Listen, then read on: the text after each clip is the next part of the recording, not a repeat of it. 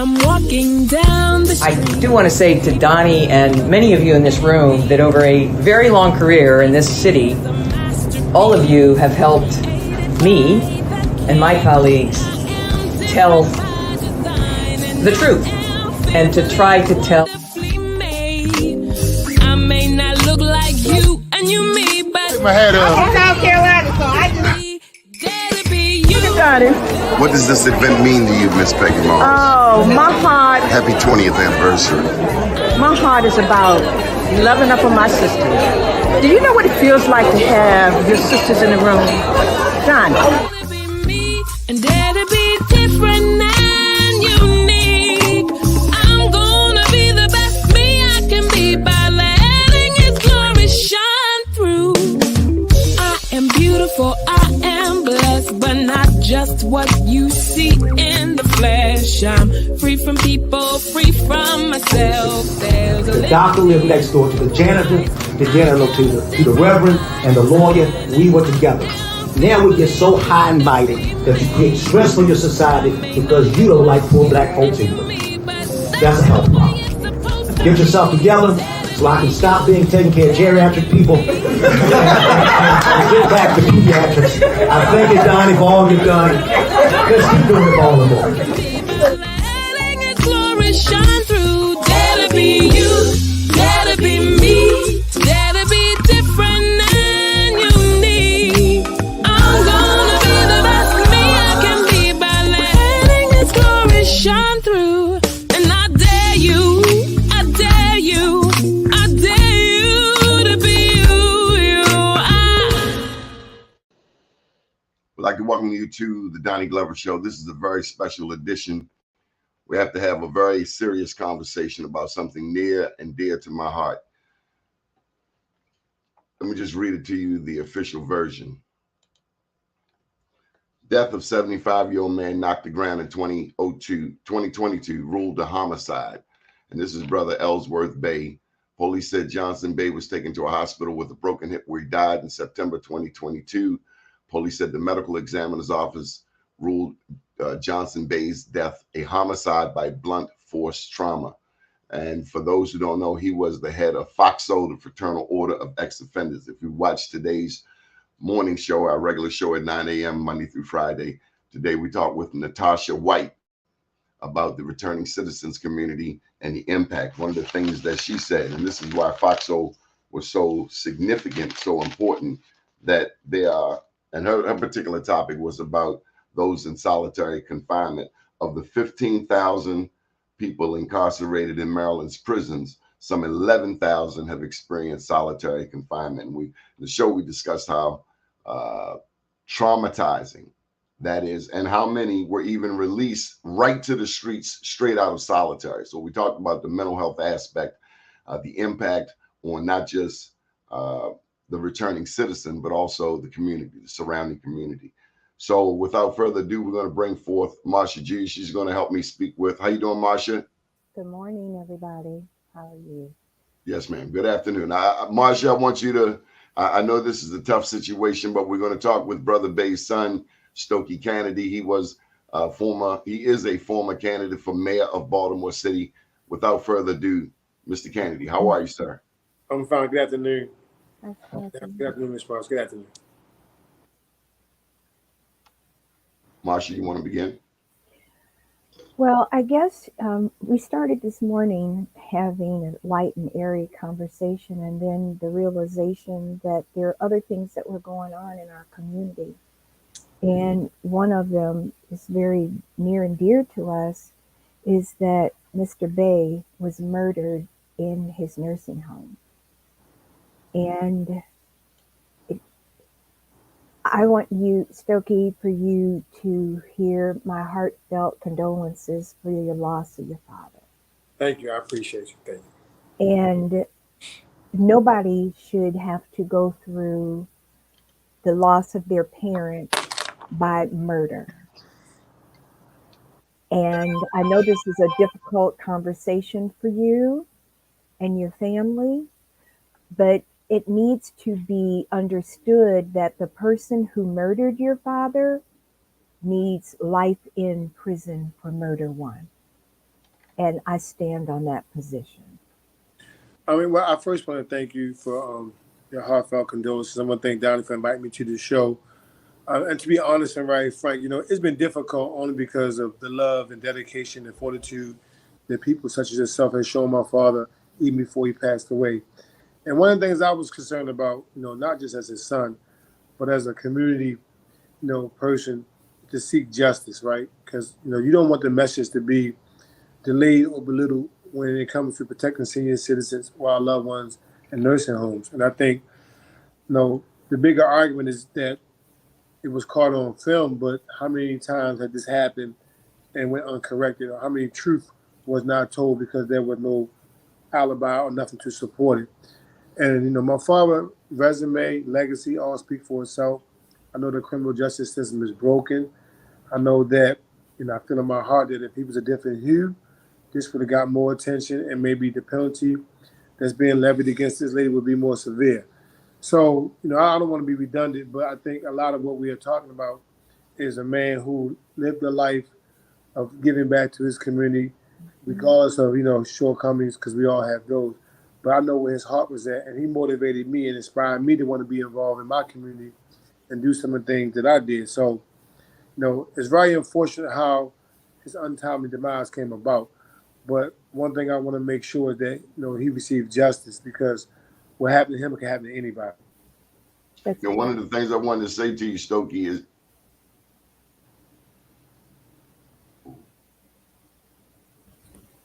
did he press his mute? No, I'm here. I'm listening to you. Oh, okay. My bad. I somehow it pressed mute. Can you talk about Brother Bey's work? You speak about FOXO, and I just recall him going over John Hopkins to this office that was designated for him. And at the time, before I even went away, because I myself was incarcerated, I never knew the importance of, curing the recidivism. I never knew what that meant. I never thought that coming back as a returning citizen that we had certain rights and we had certain, hills to climb. And when you had certain programs and resources in place, it would be an easier transition. And I was one of the few people who had relationships and resources that helped me, change my life and turn my life around. And my father was an advocate for that, not just for myself, but for people such as myself. And I think programs that he started, gave us hope that you can come out here and not, again, return back to prison, because you fell, fat on your face, or you didn't have the resources or relationships or programs to help you stay out of prison. I think my father was a strong advocate for that. He also was a man's man. He spoke how he felt. Sometimes, a little belligerent, but his heart was in the right place, and told you.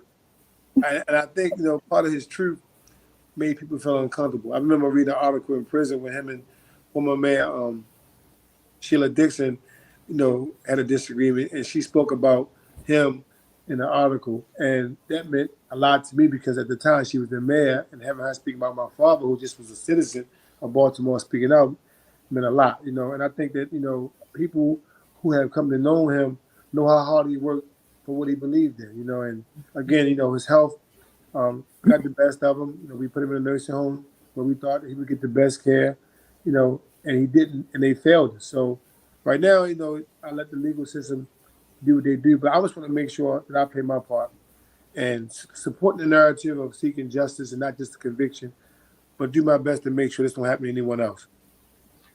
Do you think justice will be served? I'm hopeful. Again, I spoke to the state's attorney this morning, and without getting into all the logistics, because it's still a trial pending, but I expressed to her my desire to seek justice in a way where my father will be happy and proud, that we fought for what was right. Again, the evidence and the facts, whether it be a trial or not, will come out. And as the paper reported, it was some things that was egregious that should never have happened. And I'm not going to say it was allowed just because a person has the free will, but when you don't have checks and balances, and you don't do regulations and programs such as the one my father was in, things like this do go on, and they go unchecked, uncorrected, and it becomes so redundant that people lose their life, like my dad. So, I hope that we get justice. And just talking to the prosecutor this morning, she seemed optimistic that the case in which they're presenting to, a jury of his peers, will come back with a verdict, in our favor. If not, she plead guilty to the charge against her. That's a form of justice as well. But I just want to hold her accountable because, again, my father had a lot of life left. Although he wasn't the same person he was, but he had a lot of life left, and everybody deserved to live. And I don't think it was her duty or her call to end his life. Marsha? The reality is that she committed murder, and she needs to be penalized for murder.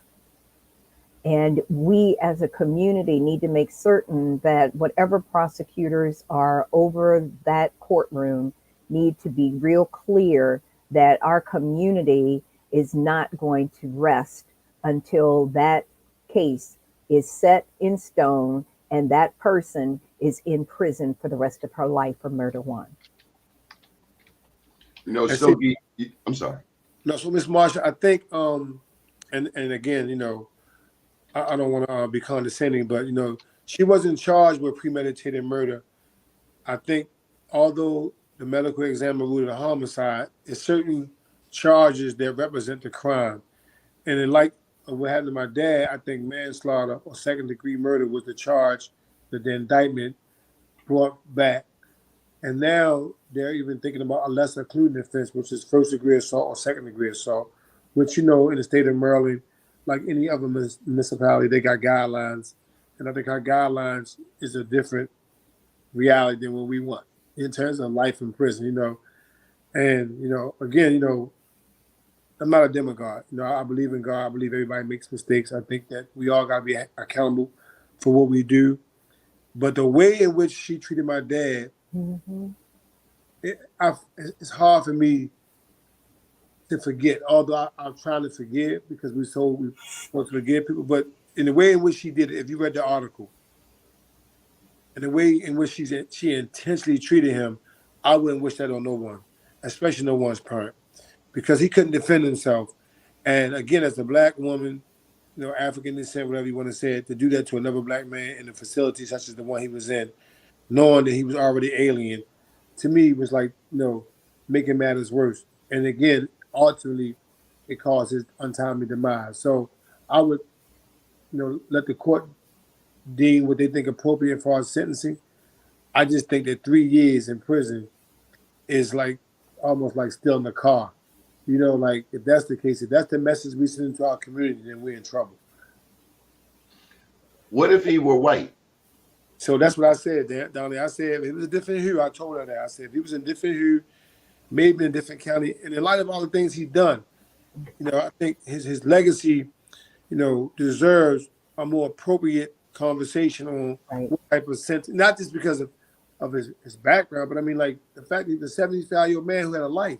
Right. Sometimes you take that in consideration when you say, well, I'll take life from somebody, and then you think about what they were doing with their life, and he was still giving people like myself help, motivation, and assistance on being better people. So if he was white, I don't think we'd be on your show.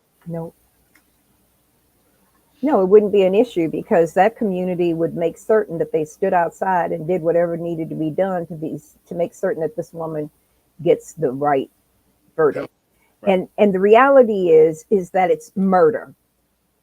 You can call it, you can whitewash it, you can brownwash it, you can put all the stuff that you want to around it. She murdered your father. Yeah, and that's what the medical examiner said. The medical examiner said homicide. They didn't say, he died as a result of itchy fingers or scratchy back. They said it was homicide. Right. Like, I understand that there are different charges when it relates to homicide, and I know accidents happen all the time. This wasn't an accident. No, it was premeditated murder.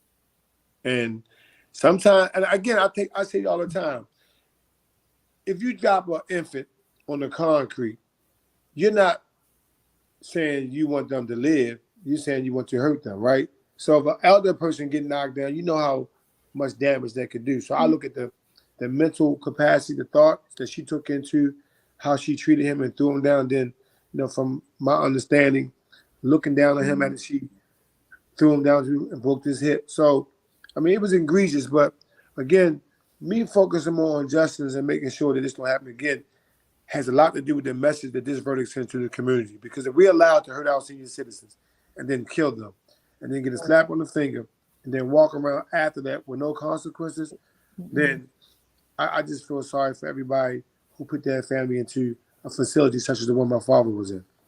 So, Stokey, have you considered a legal suit against the nursing home? Well, well, outside of the criminal case, there's a civil case pending. I think it's a matter of subject matter jurisdiction to a point where as though we want to wait until the criminal trial has been concluded and they move on to the civil matter, which they're going to hold, hopefully, the nurse herself, her individual and her official capacity, as well as the nursing home and the agency that the nurse worked for, responsible for allowing this to happen. Because it makes you look, it makes you wonder, how could a person like that get a job there? Yeah, they said in the article, again, I haven't spoken to anyone, so I mean, don't quote me, but they said they did a job, a thorough background check. There wasn't anything in her background, but I believe in my heart, Donnie, this ain't the first time she did this. Heck no. This is the first time she got caught. Got caught. That's it. Right. Got caught. She's comfortable. She was comfortable doing that. Comfortable with doing that. And if it wasn't for the cameras, we wouldn't be having this conversation. You know, it'd be a mystery how my father passed away, other than the fact that with her word against hers, because she tried to say that he fell trying to hit her. But actually, the video showed that she threw him to the ground and continued to hit him. And then she threw something over his face and walked away. I mean, it's in the article. Whoever they spoke to, the detective or whoever watched the film, we put that to the news, and they wrote the article based on the facts, or they ascertained the information from the detective himself. So she's in prison now? Yes, ma'am. And have they given a final verdict? I think she's still detained. Yes, ma'am. So she's detained, but has it been there's no final No, prison? well, the case was going to go to trial on September 28th. There was a hearing today to see if she was going to accept the plea. And they asked for a continuation, which I think is from 10 days or until the 18th.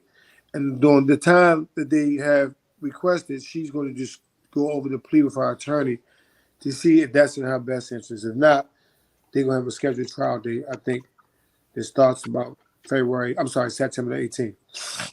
So what is the family attorney saying about how you're going to deal with what you're looking for this woman? Murder one, or? Well, the charges that they brought back from the grand jury, if you look at the report, I think was first-degree assault and second-degree murder. And I think they almost wanted to say with the other one result in homicide. And the crime of violence carries no parole, or you got to do half of your time before you ask for parole. And she was explaining to me that the reason why she would be opting out of homicide, because if in fact he's found guilty, she's found guilty, the jury could be asked to come up with a different crime, and the sentence would be less lower than that of a first-degree assault. And who's the prosecutor on this case? Her name is Lisa Martz, she said. I can get that for you. I think her last name is Martz. M-A-R-T-Z, I think. Lisa Martz, I think she said. So, Stokey, your dad came over here to Carlton Avenue. This was about 22 years ago. Corner Carlton and Winchester. They were slinging rocked open coke out here like it was going out of style. And I was married at the time, and I called Brother Bey. And let me just tell you, my first time meeting Brother Bey, a fight almost broke out. I ain't gonna lie. Where you go? Okay. We met down at the empowerment zone, and he was he, and I was me. And Lord. But he became like a dad figure to me, because he had unconditional love. You just had to get past the rough exterior. But I went to his car wash out there, all the way out deep east side. And man, it was like East Pulaski Highway or something. It was a Saturday. He was like, come on out here. I get out there, and he got young men washing cars. And you would never know that, because he wasn't a bragging type person. He was about the Fraternal Order of Ex-Offenders. And that's why it is one of the top 5 priorities for this whole newscast. And so then he come over here to Carlton and Winchester. I tell him they slinging. And all I can tell you is 22 years later, this corner is still clean. It ain't like we ain't had to have some talks with some people. We just say keep it around the corner, don't bring it on this block, and that's what your daddy did for me. Yeah, he was very gung-ho on giving people information to change and save their life. And sometimes I always use parables and metaphors because I learned a lot from him. But I always tell people you can't change or fix anything unless you know how it works. And being an ex-offender himself, he dedicated his life to trying to help cure or defeat recidivism. And in our communities, it's prevalent for a lot of young men and women to go back to prison due to lack of resources, or programs, or just making poor decisions. So he wanted to make sure when you came home, you had something to come home to. And there were opportunities that people did, ignored. And there were those who, took advantage of it, and they changed their life. And they credit my dad for that. And he was always committed to guys like yourself, Yes. And I always know that, like you said, once you get past the rough edges, you'll fall in love with him because his heart was in the right place. He just had a hell of a way of showing it, you know what I'm saying? And he stood for something. And that's one thing I respect about him. We don't always see eye to eye, and, God bless him, but I respect him so much because he stood for something. A lot of males, not men, don't stand for something, and he did. Stokey, I also want to say this to you that I hate funerals. I didn't come to the funeral. I ain't been to no funerals. I have a brother, a sister, no, I'm saying, two cousins. But I loved him, man. Please don't ever think otherwise. I just was funeraled out. That a lot of people say the same exact thing. And I mean, I'm one of the people, man, I've been to more funerals than graduations. Sometimes, Danny, some people I want to just remember how they was, right? Yeah. And then sometimes I go to funerals to support the family because they need to see me there to show support them. But then some people I know I had a personal relationship with, I just rather remember them how they were, and to me they still alive. You know what I'm saying? So you don't have no explanation. I mean, people deal with grief differently. You got people who they drink a painted Thunderbird, right? They ain't gonna bring them back. Yeah. Those who want to beat up the police and kill people in revenge, that ain't gonna bring them back. So everybody deal with it different, man. But I respect you enough to know that y'all had a very, very good rapport. I know he respected you, and I'm okay with that.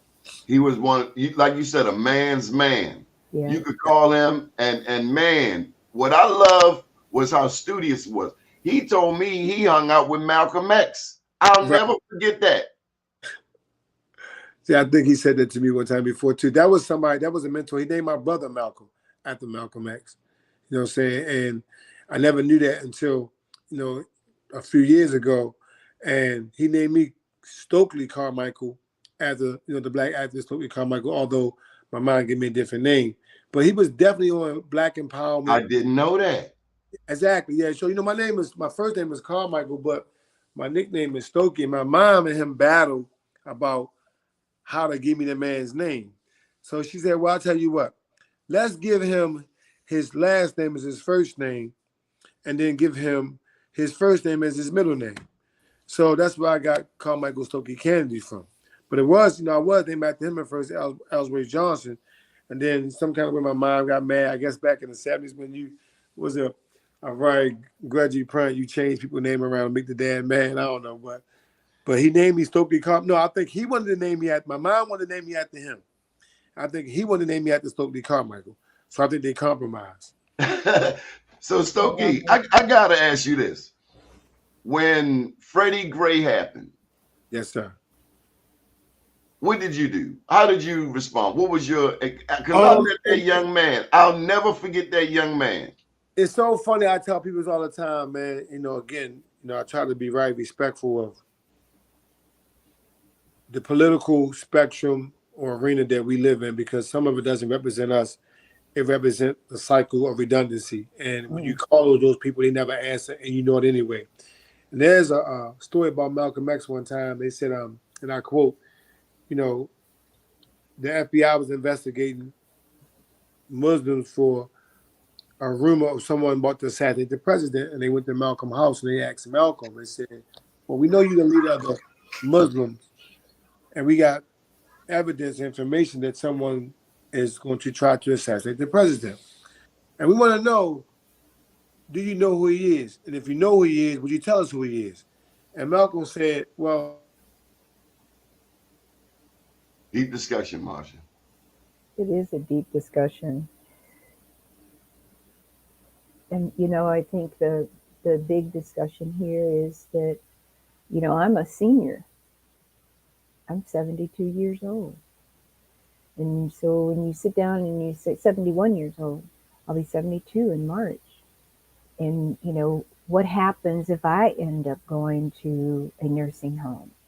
What happens if I'm there and there's another crazy person? These nursing homes must be dealt with from a standpoint of understanding that these people who are working in these facilities have a responsibility, and murder isn't one of them. And so there needs to be laws put in place. Stokey, we're talking about what happened in the nursing home. Laws need to be put in place where these people automatically, she committed murder. Yeah, the lady, the state's attorney, was telling me they're gonna try to maybe name law after my dad. But I want to say before I got cut off, Malcolm said not only are y'all playing on my intelligence, but y'all playing your own intelligence because y'all knew the answer to that question before you answered it. Yeah. So I said to say, when the rise happened, I was actually in the casino. Freddie Gray had already passed away. His funeral was that day. We had a rumor that there was going to be melee, provocateurs, and agitators, and I didn't really pay too much attention to it because at that point in time, my platform wasn't nowhere near where I thought it was or should be to prevent someone from doing the uprising. So I went to the casino that was new in Baltimore. I was playing blackjack. Now I'm looking at the screen, and it's a split screen, one on Mondawmin Mall and one on CVS on Pennsylvania Avenue. And one was on fire and one was being raided. So I'm like, what the hell is going on? And a friend of mine from New York, a brother of mine, Emory Jones, he had called me like, yo, what's going on in Baltimore? I said, what you mean? He said, you don't see what's going on? And I didn't want him to know that I was at the casino because I wasn't supposed to be at the casino. So I'm like, nah, what's going on? Everything good. He's like, are you serious? So I looked out you can hear all these police going up Russell Street from Arundel County, Howard County. I mean, all these police, what the hell is going on? They said, man, they burning down the city. They ride. I said, what? So at that time, I was living on Lexington Street in the high rise. So I got home. When I got home, I seen all these police that were on Park Avenue with batons and shields protecting property. I'm saying, wow, what's going on? So I used one of my good friends' platform, Meek Mills. I said, at that time, I think he had like 4 million people. I asked him, could he make a post and tell people to meet me at Cloverdale basketball court the following day so we can discuss the problematic issues that happened and not burn our city down. And let the youth speak for themselves so we can know how they feel in terms of being, forgotten and ignored. And at that moment, we did that, and we started to do a bunch of community coalitions where we brought people together, a lot of leaders and people such as yourself who I respected, and we got some advice. And then I decided, you know what, let's go a step further and unite the entire Baltimore during this moment by bringing East Baltimore and West Baltimore together. No disrespect to North and South, but I thought it made sense to come from East Baltimore to West Baltimore, and then we marched down City Hall and let our voices be heard. And that was pretty much the end of the uprising because that day we went out there, I think if we would have been provocateurs and agitators, it'd have kept on going. But I wasn't, I didn't want to sit back and let them tear our city down. Although we didn't own none of the property that was being destroyed, but we used it, And you had a lot of people who felt like, well, they burned down that city. Well, we did. We burnt down things we used, but 90% of it we didn't own. They got paid for it through insurance. And some of them people was happy it burned down, right? But, that was one of the moments I'll never forget. My father, he gave me a lot of advice on how to get the message across. He said, people don't care how much they don't care about how much you know, they want to know how much you care. And when you care about people, it goes a long way. So that was the beginning, to a very strange relationship between myself and politicians where I looked at the fact that they was doing a disservice to the majority of underserved, forgotten young men like myself who once upon a time needed them for resources and assistance. And they were being ignored. And their anger and frustration by dealing with Baltimore City Police for so long had reached the boiling point. And what you seen that day was just a moment in time that people was frustrated and tired. And, you know, you see it all over the country where now people get murdered by police. This is how they behave, you know. But my father was one of the few people who said to me, you know, I don't mind you marching, but if you want to make a change, it got to be about social economics. You got to show them how you disrespect the dollar. And when you stop them from making money, you get their attention. I didn't understand what it meant at that time, but now I do. Because they could care less about you tearing down a building. But if you stop the Orioles from playing, or the Ravens from playing football, or something like that, you know, then you'll get their attention because that's something that they enjoy, you know. But that was a moment in time, Donnie, I'll never forget. What was the young man's name that you introduced me to? The one he was a squeegee kid, but I got an interview of him and he was so articulate. His name is Akil. No, what is his name? He gonna hit me in my head. He was one of the young men actually who I serviced at my group home. I was a residential counselor at a group home, and he was a resident there. And he came out there, man, and you know, he was on his Malcolm X thing, and he was very, you know, belligerent and upset about what had occurred and wanted his voice to be heard. And you know, he came out and spoke to you and a few other people because that was a time that y'all gave these kids a platform and a megaphone to speak how they felt. And I think the world listened. But again, you know, you think about 8 years ago, look how far we came and look how much progress we made. You know what I'm saying? And it's sad because I really thought that Baltimore, and this is even before the consent decree and all those things came into play, I really thought that Baltimore was going to come together with all the, you know, people who had their hands on the city and make a permanent change on how we dealt with police, how police dealt with us, how our community centers and incubators was, you know, being driven and ran and regulated. But I'm very disappointed. And that's one of the reasons why I ran for mayor. I can tell you, all due respect to Ms. Marshall, I didn't run to win. I didn't want to become mayor. But I wanted to use that platform to show people what change looked like. And I thought that if you do it effectively, you can change some lives. And I feel good about that. You know, like if you get on the roof and you waving and you yelling, people going to look at you like, what is he about to do? What are he doing up there? And that's how I felt about, you know, running for mayor.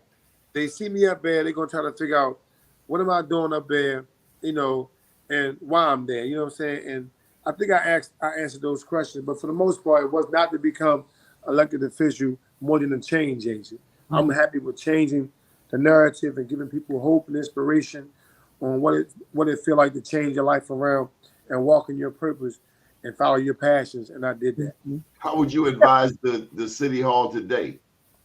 You know, man, it's so unfortunate, man. I got a lot of respect for Brandon, man. You know, I love Nick, you know, but, you know, I haven't heard from those guys not one time. And as I said at the beginning of your show, you know, like my father, you can't fix something unless you know how it works. You know, again, I'm not a demagogue, but I do know that a lot of these young men who are misinformed and misplaced and hopeless will listen to me because I've been where they've been. I did the things that they're doing. And I changed my life around, and they trust me. And if you got respect, trust, and relationship with anything, you're going to make a difference. You know, they don't even know how the political system works. Some of these young men wouldn't know Brandon or Nick if they seen them, you know, at a basketball game. And you got to meet people where they are. I've been fortunate enough, man, to live through the 80s and 90s and have a relationship and stay relevant with these inner city kids where they respect me and they trust me. So, I mean, the thing is, I probably could go in every corner of Baltimore City and tell these kids what not to do. But if I don't have nothing to give them, it's moot. Right. So that's why sometimes I do the best I can do with my community, give back to my initiatives. But I always align the kids in Baltimore, not to defame them, but I always tell people they remind me of lions. And what I mean by that is, if you go to the zoo, you're going to see a lion in a cage chilling. If you go to the circus, you're going to see a lion in the circle entertaining. But if you go to Africa and you see a lion in a wild, he's hunting. You can't be mad at him for that. No one's giving him anything. And if you walk on that terrain or she walk on that terrain, it's not personal. He's going to try to kill you because he don't know when the next time he's going to eat. That's how a lot of these young men look at these corners and these opportunities. Funny, because they don't know when change is going to come. But if they were domesticated and took care of like the previous two animals I told you about, or lions, then you'll see a different result. But they don't see those things coming. They don't have hope that they're going to come in. They don't respect power or the administration because they don't have a relationship with them, and they continue to be failed time and time again. You know, you think about, you said earlier about the white guy, when my father was white. Think about if the murders were taking place in Howard County or Tulsa, it wouldn't happen. It's the reason why. It's the reason why these things are allowed. And I know crime is getting bad everywhere, but it's so redundant and repetitive in Baltimore City because we don't value life. That's why me and you talked about that in 2016 about doing the Value Your Life tour to give people a reason to value life again, you know, and put things into perspective. And I know it starts at home, but some of us don't have a home. That's right. You know, I remember 50 Cent said one time before, they said, man, we heard that you was a chump. We heard that every time something happened, you run home. He said, run home? Who am I running home to? Myself? Ain't nobody there, you know? That's right. That's look at these little kids, man, when nobody is there, and they run to these gangs, they run to these corners, and they just want to be loved, you know, and respected and accepted. And unfortunately, man, now they use these guns, no disrespect to Miss Marshall, but they use these guns like condoms. They want to use them because they got them, you know, and we lose a lot of young life. And these kids don't even get a chance, man, to drive a car or get a passport. I used to be ashamed of my gray hair. Now I love it, man, because it shows, you know, that you've been around. You know what I'm saying? That you, and hopefully that you live long enough. You know what I'm saying? So, you know, we live in the tough times, man, but I'm hopeful that, you know, the next administration will listen. They will reach out to me, give me an opportunity to help them. I mean, I'm doing everything I can do to lead by example. I'm an entrepreneur. I have 2 successful businesses, one in Baltimore City, one in Baltimore County. They haven't given me any help. I never asked them for a trash can. And I think that, you know, me being relevant into some of these places where these kids dwell, I would be, you know, a good resource. But again, you know, sometimes, man, people don't do the right thing. They do what they want to do. And then you see the redundancy and the repetitiveness of this things called behavior happening every day in our city. You know what I think is really interesting, though, in looking at young people today and where we are as a community and across this nation. You know, too often we have young people who do not have the opportunity to really express themselves. And years ago, I worked for Alvin Ailey here in town. And this will be with me, it's probably in the 94 or something, and it will be with me for the rest of my life. And this 15-year-old child was part of the program out at UMBC, and he's sitting over by himself on the bleachers. And I go over and I'm all trying to be all bubbly and trying to get him all excited and everything. And I said, oh, you know, how come you're not doing this? And Fidelma created this wonderful program and you're going to learn a lot. And he looked at me and, you know, like, yo, I don't even see myself living past 15. Yes. And that's how it is today in these streets. They're so hopeless, Ms. Martin. They're so hopeless. They look at they look at candlelight visuals as a day party. Right. And, you know, they so immune to death now, it's scary. At one point, these kids was, you know, dying to live. Yeah. They ain't living to die. And it's so incredibly unfortunate and sickening that some of us sit back and don't do anything because we don't think we can. And, you know, I always say we need a new moratorium. We need people that these kids relate to that can touch them, that's not hypocritical, and love on them because they will listen. I mean, we can speak about the days of nostalgia when we play It's and Catch One, Catch All. Well, those days are gone now. We got social media who takes up 85% of these kids' time, and they living off perception because it's not really reality. Right. And if you think about reality versus perception, perception is winning because now you can have a fake this and fake that. And if it's so much of that, that becomes a reality, you know. And then you go look at the school. Bullying is a different form now because it's a powerful mechanism that's used to deter people from being who they are and identify with status quo. Because if you don't fit in, then you must fit out. And then now they say, oh, he anti. No, he's not anti. He's pro this, and he's being himself. So I'm hopeful that, you know, again, I know we have, you know, I remember in 2015, I said, you know, if Baltimore was going to change, that was the opportunity to do so because we had resources and relationship with every powerful position in the world that was of color. We had a black president, a black attorney general. We had a black assistant governor or whatever. We had a lieutenant governor. We had a black mayor. We had a black police commissioner. We had a black city council president. We had a black sheriff. And we still committed more murders in Baltimore than any other year of 1993. What does that say, Stokey? Yeah, speaks volumes. Yeah, because then it lets you know sometimes, you know, it's not the complexion, it's the people. Because I mean, I remember one time, well, we want everything to be black this, black that, and I still feel that way. But I still feel like it got to be the right people with the Got to right. be the right black, the right hue. Yeah, it can't be someone who's trying to keep the system alive and, you know, continue on with business as usual. Because now kids are getting smarter and smarter, and they get more brave.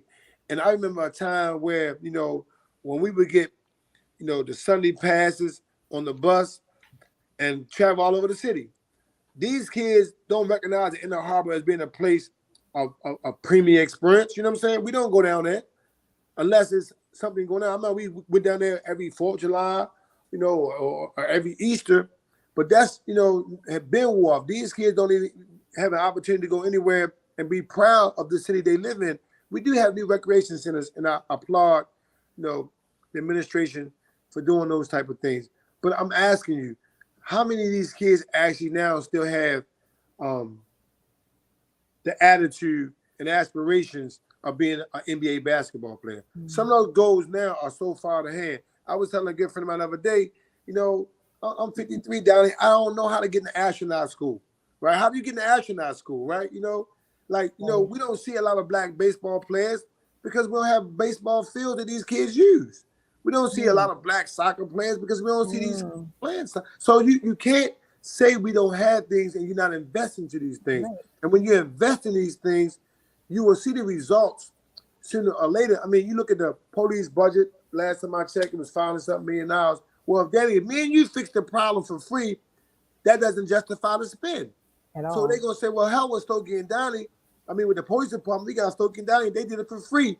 That was one of the reasons why I thought they didn't call me a lot of time, because some of these quarrels and these beats I could have quashed with a phone call, you know? But they won't do that because it just doesn't justify the spend, and it makes them weak and lethargic, which is not the case because we all want Baltimore. It's been a different Baltimore. This a different Baltimore than 2015. You know, I live down here by the avenue. I agree. They slinging on one side and the police parked on the other side. And as long as you don't shoot nobody, you can sling all day long and ain't nobody gonna say nothing. But there has to be leadership in this community. If there's no leadership, you can't get there from here. And if our leaders are complacent, if they're complacent, somebody who is in charge of those departments would be in place to make certain that what our communities need, it will be given to them. But if we don't care, we want them to die anyway, then it doesn't matter, because that's what you're showing them. So is it a different day today, Stokey? 8 years later. I say to, you know, I say to her, you know, grandma is 37 years old in the club sitting on the couch, right?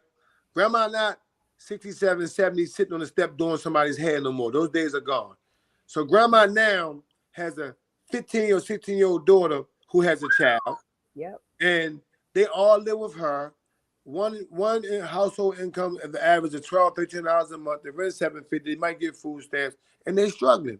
So now you have a son who comes out that womb who doesn't want his mother to suffer, and he has no leadership in the home or no guidance, and he found his way in survival mode. So I can give you all the excuses or the facts of how these kids end up on the wrong path, because like you said, no one's helping them.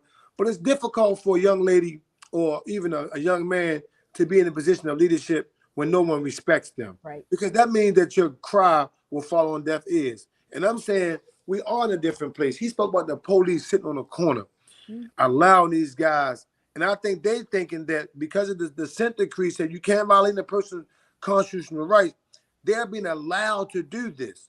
They are allowed to hang on corners. So why would they fear or respect anybody? Because now they feel entitled.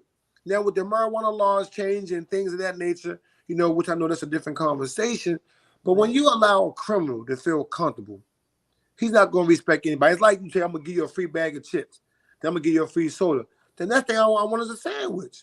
And when you say no, I'm a buck. When you gave me a free soda, you gave me a free chip, I can't get a sandwich. Like the squeegee kids, they start feeling entitled because now you have people who can relate to them. And there's a difference between sympathy and empathy. I know that. But most people have sympathy for them and they can't empathize with them because they've never been in those situations, but they're giving money to pacify the need to keep them quiet or at least support them for the moment. But what it does is it creates a habit of begging. And now some of these kids who know that our cars, which most of them was made after 2000, have automatic windshield wipers. We don't need squeezing, but we still use their service because we want to help them not do something hard or harsh than, squeezing, But I agree with you, Donnie. Them police out there all day long, and they sit in their cars, AC or heat, on Instagram, and I mean those who or whatever they doing, they might be doing work. I don't know. I'm not speaking against that, but I dislike that because now, you don't even need an officer friendly, right?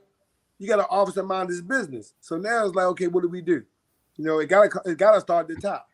Back there in 2015, let me just get this one thing in, Marsha. In 2015, if somebody who wasn't your complexion came on the avenue looking for a hit, the police would immediately tell them to scatter, go back to where you come from. Now, Stokey, the hue of the addict in a black community has totally changed. Even in North and 83, I just saw the Nation of Islam, brother, last weekend, like Friday, first time in a minute, because that corner has been taken over by a different hue of panhandler on the same corners, harassing people like they say the squeegee kids was. I mean, they walk straight up to your car. It's a whole new day in the hood. It's a different day in rolling vagabond and, begging, and like you say, like, it's allowed. And, we're at a time now where, the survival mode has went into overdrive and put on steroids.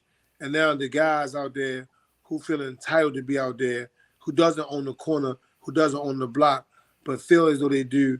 Now you're putting yourself in harm's way if you say anything to them about that territory because they feel they've been there the longest or they live around there. And like I say, it starts at the top. I'm just hopeful. Again, I had a conversation with a few people, man, who I know how this thing works. And if you have relationships with real people and resources, and you sprinkle some finances on these damaged communities, you're going to see change. Because now, the tides start to turn. They're getting tired. They're getting tired of being lied to, and they're getting tired of being ignored. And when they grow up with these problems, and you think about it, the drugs are different now. They're taking these over-the-counter drugs. They become addicted to them. The drugs are different. The attitude is different. You got mental health at an all-time high.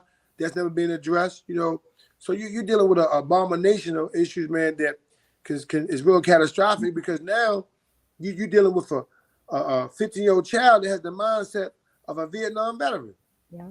And it's just that's the reality. He got so much PTSD in his system, and I ain't talking about the drug, I'm talking about just the experience, that you don't think he was at war. Right. And he has been in war, just trying to be a survivor. And so I want to go back to your dad and give us 4 things that your father instilled in you.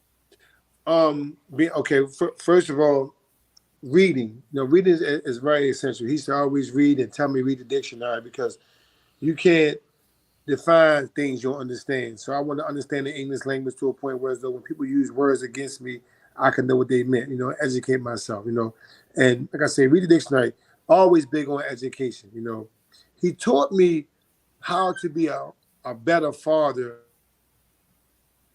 Damn. Talking with Stokey Cannady, Marsha, you came across with a great question. 4 things his father taught him. I'm sure he'll be back. Dynamic young man. Clearly his father has made a powerful impact on his life. It's in his spirit. You can hear his daddy talking. He learned a lot from him. And, I met him when I first got here, and he was just overwhelming to me and just had an opinion and just kept it moving. He didn't tarry, Some people can start talking, they just talk. He was a Virgo. Yeah, he said he was straight up, no chaser, in your face, and like it or not, if you don't like it, keep it moving because I'm gonna say what I got to say, and all y'all gonna have to listen or not. So you're gonna miss some good education if you listen here and you stop. But, you know, I think it's part of Baltimore's success is having these wonderful spirits around us who have laid the foundation for us to follow what we should be doing and how to build and strengthen our communities. And I'm glad to hear that Stokely is okay. And So here he is. Yeah, I'm sorry. I got It's this. all good. Yeah, I was saying my father taught me the importance of reading, education, which is synonymous. He also taught me how to be a decent father because I knew that in order for me to be successful and get my blessings, I had to do a better job than he did. And I do my best each and every day to empower and instill the love and dedication and fortitude into my children of how important it is for me to be in their life. And they're my best friends, you know. And lastly, loving my community. You know, he showed me how to love my community from afar and up close because the things that he did meant so much to me that I wanted to do the exact same thing. Not be a carbon copy because I wanted to make sure I touched the people, you know, all around, not just, you know, returning citizens, but love my community. Those four things are carry me every single day. And you've demonstrated that. Any advice on fatherhood? I mean, when we look around right now, we got a lot of, it's Your 70% single moms. Back in the mean, day, we were more married than any other community, but now we at least married. Yeah, I think for me, if you're a male and you have children, man, love on your children, invest in them, protect them, be there for them as much as you can, and do your best never to leave their side. Because right now we need more male figures and father figures than any other time in the history of the black man because we're being raised by systems. And those systems are changing our kids' mindset and making them make decisions that we wouldn't otherwise agree on. But what can we say? We're not involved and engaged in our kids' lives. So stay in your child life. Regardless of the relationship or rapport with the parent, sometimes don't work out. You know, we all can attest to that. But the kid should always come first. It's a priority, and it should be in every community. Thank you, Doni, for bringing this to our attention. Oh, hold up. I got one more question. Any advice on relationships? I mean, well, man, you know, sometimes they say, man, you're supposed to love who you love you, man, you know, and I always tell people, man, you know, you want to be happy, healthy, and successful, right? But sometimes it doesn't come in that order. If I'm thinking about a relationship, man, you want to build one with a friend, someone you trust and someone you respect, who gonna have your back, you know. And if those things are aligned, you should be in a good situation. But now, man, there's so much going on where women are very respectful and very empowered, and they're not taking too much stuff like they used to back off in the day. You know what I'm saying? Because all that's over. So, you know, big up to the women, black, strong, powerful women, you know, that's leading by example, man, you know. And you know, do your best, man. Like I say, love and respect, you know, the person you're with, man, and hopefully it be reciprocated. Yes, sir. And there you go. Anything we didn't cover, Stokey? No, man, just to keep, you know, hope alive, man, and pray for our city, man, and some people, even though we disagree with their policies, continue to support them. And hopefully, man, you know, I'll get a call sooner or later to use my strengths and my attributes to help save more lives, and I do it my own and use those bigger platforms to reach more people. So until that day comes, man, I'm going to continue to do the work. I'm going to continue to follow my passion and my purpose, man, and then hopefully everything will fall in place, man. And keep doing what you're doing, man. You giving guys a platform like myself to speak the truth or bring the truth to light means a lot. And I don't know if one person heard this segment, that's all we need. Because, you know, we had one black president, right? But he had a message for a lot of people. So sometimes it's not in the it's not in the message, it's in the messenger. And then sometimes it's not in the messenger, it's the message. You know, today was both. So thank you. Thank you. I would be remiss if I didn't acknowledge Sheena, Dr. Phil Leaf, and Catalina Bird. Yeah, all three of those are people my father loved. I love Catalina, man, to death. I love Sheena. I got a lot of respect for Dr. Phil. He has been a strong advocate for my dad. He's been there at every ceremony we had, you know. So I definitely appreciate him. I know my father respected him, you know, and, you know, I really appreciate him. That's why I mess with Dr. Phil. Especially Sheena, man. Sheena was there for my father, man, when I wasn't there, man. I love her to death, man. She's a strong black woman, man, who was his friend. And I love her for doing what she did for my father, man. God bless her. And, you know, I love her to death, man. So thank you to all three of those people. And God bless you, Stokey. Thank you so much. And your family. On the legal proceedings. Yes, sir. Okay. We love you, man. Thank you. Like you. Thank you. Okay. Let us know if you need anything. Sure will. Thank you so much. Okay. Thank you. All right. Good afternoon, Marcia. Any final thoughts? I mean, Just that Stoke was he was really taught well, and no question. he has big And shoes to happy follow. birthday to Brother Bay. I don't know when his birthday is coming up in September, but loyal But he friend. was straight up no chaser. I didn't Straight no always like chaser. what he said, but I end up laughing because You crack slick on him, Marsha. because he would. You crack slick on him. Yeah, you can't just be sitting back because he would be looking at you, waiting to see what you gonna say, and if you were tough enough to handle the conversation, you know. I loved him. Loved him to life. Educated well. Yeah, it's a great educator. Learned a lot Yes. from it. And Yes, ma'am. we're going to talk about this further later. Good deal. Okay. Take care. God bless you. Thank you for joining us, everyone. Good afternoon.